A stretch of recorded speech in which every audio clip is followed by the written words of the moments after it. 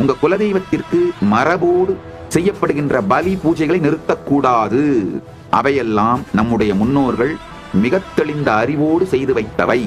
உங்களுடைய குலதெய்வம் மரபுப்படி பலி கொடுத்து பூஜை செய்ய வழக்கம் இருக்கின்ற குலதெய்வமாக இருந்தால் கூட நீங்க அந்த நான் வெஜிடேரியன் பிரசாதத்தை சாப்பிட்டு தான் ஆகணும்னு கட்டாயம் கிடையாது. ராமகிருஷ்ணன் இதுக்கு ஒரு அழகான தீர்வு சொல்றாரு. அவர் சொல்றாரு, இந்த அனுபூதி மலர்ந்த பிறகு என்னால் அந்த மாமிசத்தை கூட புசிக்க முடியவில்லை, ஆனா தேவியின் பிரசாதத்தை அவமரியாதை செய்யக்கூடாதே என்பதற்காக அதை தொட்டு தலையில் வைத்துக் கொண்டு நமஸ்காரம் செய்து விடுவேன். நீங்க அதே ஸ்டாண்ட் எடுக்கலாம். அதனால குலதெய்வத்திற்கு பலி கொடுக்கின்ற வழக்கம், பாரம்பரியம், மரபு உங்கள் குடும்பத்தில், உங்கள் சமூகத்தில் இருந்தால் அது மாற்றப்படாமல் முறைப்படி அது தொடர வேண்டும். அது ஒண்ணு.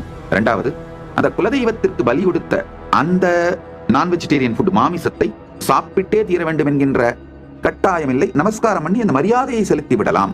அது இரண்டாவது. மூன்றாவது, உங்களுக்கு ஆசை சாப்பிட்டே ஆகணும்னு நினைச்சீங்கன்னா குலதெய்வத்திற்கு பலி கொடுத்த அந்த பிரசாதத்தை உண்ணுவதனால் கர்மம் இல்லை. சாஸ்திர பிரமாணம் ரொம்ப தெளிவா சொல்லுது. கருட புராணம் மிக தெளிவாக சொல்லுகிறது. இதை புரிஞ்சுக்கோங்க.